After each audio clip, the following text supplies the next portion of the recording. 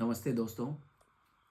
आज हम जिस ड्रग के बारे में चर्चा करने वाले हैं उसको वेटनरी फील्ड में बहुत ही ज़्यादा मात्रा में यूज़ किया जाता है और इसका रिज़ल्ट और इसकी पोटेंसी और इसका हर जगह यूज़ करने का कारण ये है कि इसको मोस्ट ऑफ जगह ये काम आ सकता है। जिस ड्रग की आज हम चर्चा करेंगे उसका नाम है ऑक्सी टेट्रासाइक्लिन।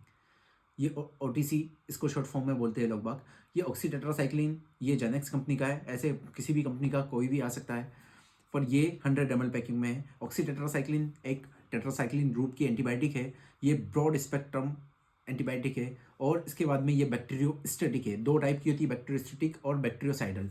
ये बैक्टीरियोस्टेटिक करके एंटीबायोटिक है जो कि इरिवर्सिबल बाइंडिंग 30H सब यूनिट जो होता है राइबोसोम का, उसको बैक्टीरिया के अंदर इरिवर्सिबल बाइंडिंग करके और प्रोटीन सिंथेसिस को रोक देती है। इसकी वजह से अल्टीमेटली बैक्टीरिया की ग्रोथ और मल्टीप्लिकेशन रुक जाता है। तो आप बेसिक सी चीज़ इसके बारे में मैकेनिज्म ऑफ एक्शन आप समझ चुके होंगे कि ऑक्सी टेट्रासाइक्लिन ग्रुप की है और ये बैक्टीरियोस्टेटिक एंटीबायोटिक है।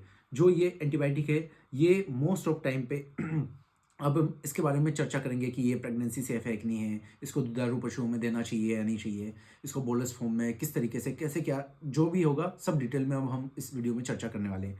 जैसे कि ये एंटीबायोटिक है, इसको हम लार्ज एनिमल में, स्मॉल एनिमल में, डॉग में मोस्ट ऑफ जगह हम इसको यूज़ कर सकते हैं। एक इस एंटीबायोटिक की एक और ये बात है कि इसको इंट्रामस्कुलर, इंट्राविनस, सबकट, इंट्रामेमलरी सब जगह हम इसको हर रूट से यूज़ कर सकते हैं। बस इसको इंट्रामस्कुलर और सबकट देने पे ये थोड़ा सा इरिटेशन कॉज करती है। इसको जनरली आईवी भी हम यूज़ कर सकते हैं। इस एंटीबायोटिक को देने के टाइम पे आपको सबसे मेन मुख्य जो ध्यान रखना है आईवी देते टाइम पे, जिस तरीके से हम माइफेक्स को या सीबीजी को स्लो आईवी देते हैं उसी तरीके से ओटीसी को भी और टेट्रासाइक्लिन ग्रुप की एंटीबायोटिक को भी आपको स्लो आईवी देनी है। बिकॉज ऑफ ये एकदम से शॉक कॉज करवा सकती है ओटीसी को। तो स्लो ही आईवी दे, एनएस के साथ में मिला के दोगे तो अच्छा होगा, डाइल्यूट हो जाएगी थोड़ी। आप इसको एनएस के साथ में भी मिला के दे सकते हैं। इसके बाद में ओटीसी को आप जो डोज रेट है लगभग लगभग ये लार्ज एनिमल में 20 से 50 mg पर केजी बॉडी वेट के अकॉर्डिंग आपको ये देना है लार्ज एनिमल में। ये डोज वेरी करता है डिपेंड ऑन कि किस आपको ज़रूरत कैसी, एज ए वेटनेरियन डिसाइड करता है इसको।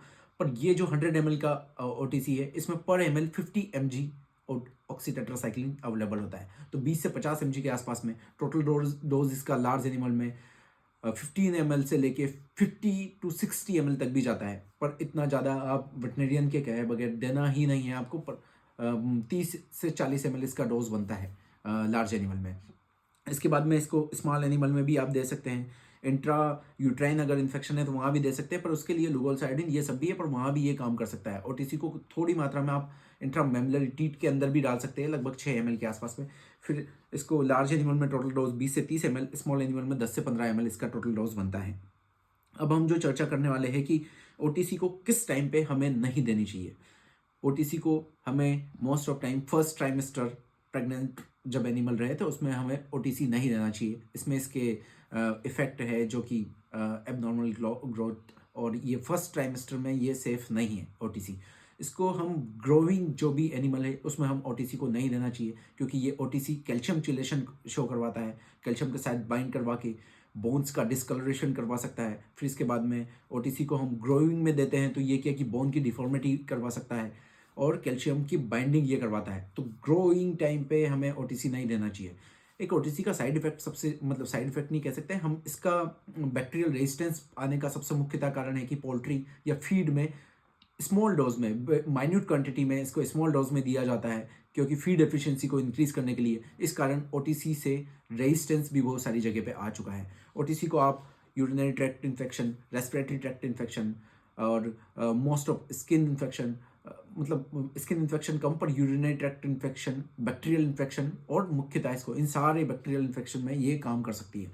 जहाँ डीसीआर पेनिसिलिन ग्रुप के एंटीबायोटिक से ओवर सेंसिटिविटी होती है वहाँ आप ओटीसी को भी यूज़ कर सकते हैं, टेट्रासाइक्लिन ग्रुप को भी। और फिर इसके बाद में ऑक्सी टेट्रासाइक्लिन जो ग्रुप है इसको आप उस जगह पे यूज़ कर सकते हो। दूसरा, इसको प्रोटोजोल इन्फेक्शन, बबेशिया, थाइलेरिया, इसके बाद में ट्रिपनोसोमा, इनमें भी ओटीसी को इनके साथ में, जैसे उसका ड्रग ऑफ चॉइस है ये कि बुपारवा क्यों ये सब, पर इसमें इन तीनों प्रोटोजोल में भी ओटीसी भी बहुत अच्छा काम करता है। तो आईवी आप एनएस के साथ में ओटीसी दे सकते हो। हाँ, ओटीसी का अच्छा रिजल्ट के लिए आप कैल्शियम को थोड़ा साथ में आप ये भी कर सकते हो सप्लीमेंट भी, क्योंकि ये कैल्शियम के साथ चिलेशन को शो करवाता है। तो ओटीसी के कैसे क्या यूज़ करना, और इस पे बहुत सारी डिटेल में और भी हम चर्चा कर सकते हैं, पर बेसिक सा यही है। और नेक्स्ट वीडियो में इसके और बारे में डिटेल में हम चर्चा कर सकते हैं, पर इसका रेजिस्टेंस होने का यही कारण है कि इसको फीड में भी कुछ मात्रा में मिलाया जाता है, इसलिए। धन्यवाद दोस्तों।